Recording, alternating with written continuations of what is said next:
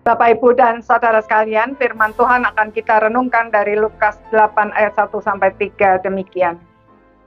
Tidak lama sesudah itu, Yesus berjalan berkeliling dari kota ke kota dan dari desa ke desa, memberitakan Injil Kerajaan Allah. Ke-12 muridnya bersama-sama dengan dia dan juga beberapa orang perempuan yang telah disembuhkan dari roh-roh jahat atau berbagai penyakit, yaitu Maria yang disebut Magdalena, yang telah dibebaskan dari 7 roh jahat, Yohana istri Kusa, bendahara Herodes, Susana, dan banyak perempuan lain. Perempuan-perempuan ini melayani rombongan itu dengan kekayaan mereka. Saudara-saudara sekalian, inkarnasi Tuhan Yesus sebagai orang Yahudi mentransformasi seluruh sistem keagamaan mereka. Di antaranya adalah dalam hal memilih dan memanggil orang-orang yang terlibat dalam pelayanan. Orang Yahudi tidak akan mengangkat para pemimpin agama kecuali mereka yang adalah keturunan iman dari suku Lewi.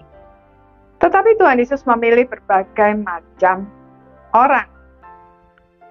Ada nelayan seperti Petrus dan kawan-kawan, ada Lewi, seorang pemungut cukai yang kemudian bertobat, ada Simon orang Selot, mantan politisi, dan lain sebagainya.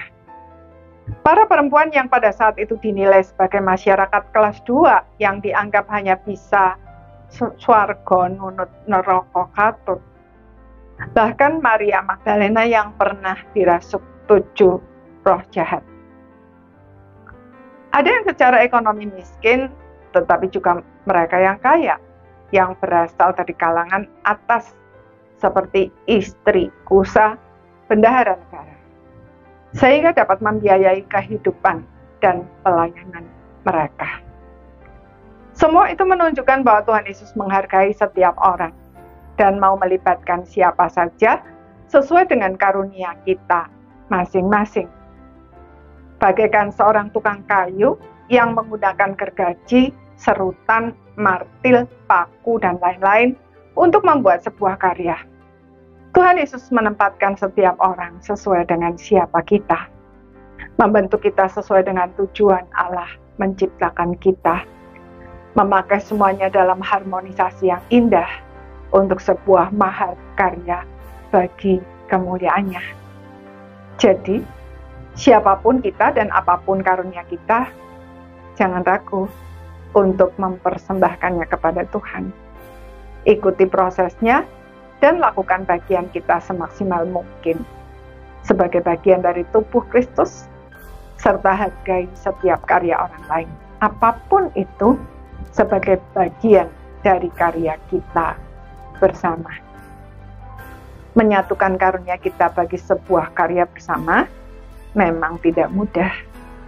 Lebih mudah jika kita melakukannya sendiri-sendiri, karena dengan demikian kita tidak harus menyesuaikan langkah dengan orang lain.